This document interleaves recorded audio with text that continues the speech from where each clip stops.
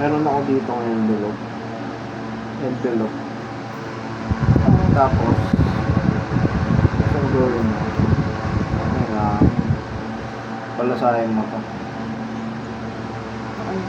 Hindi, wait lang. Meron pala muna ako dito ng calendar. Tapos sa bawat calendar meron akong sinulat. Ayan, dyan. Tama, sinulat na card. Oo, tama. Ay, meron akong isusulat na card pala. Tingin ka sa akin. Tingin ka.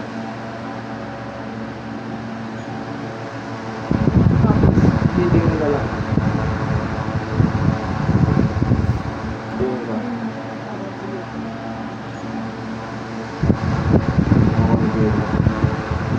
Kaya mo.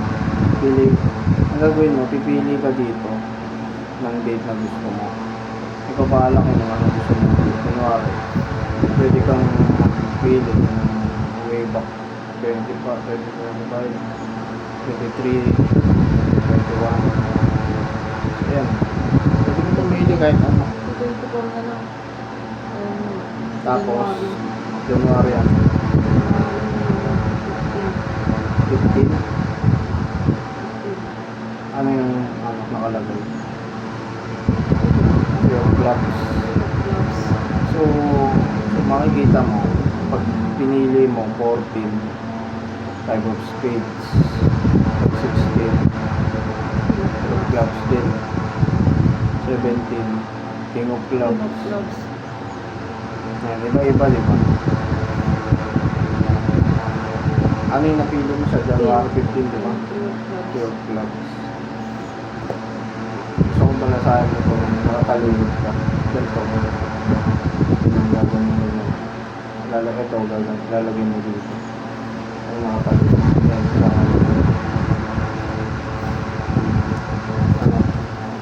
Bahala kang kailang kayo ito.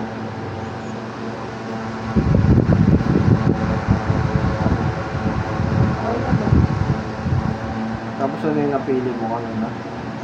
15.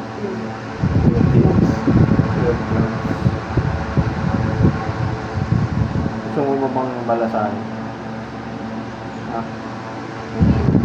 Bakit? Hindi mo.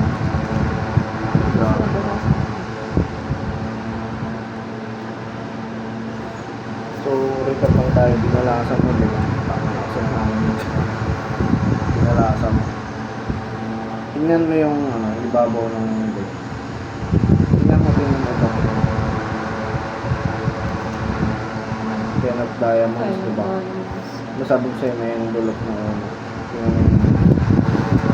Yung laman mo. Wala yun. Diba? Nagkatugma sila kahit na binalasan.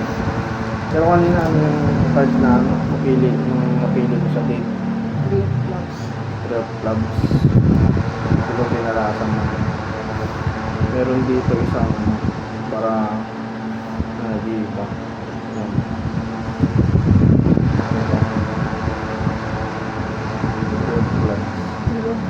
Paano kung kayo yun?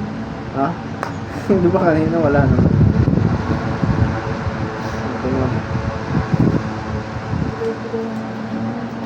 Kanina wala naman. Doon, di ba? Yan, okay.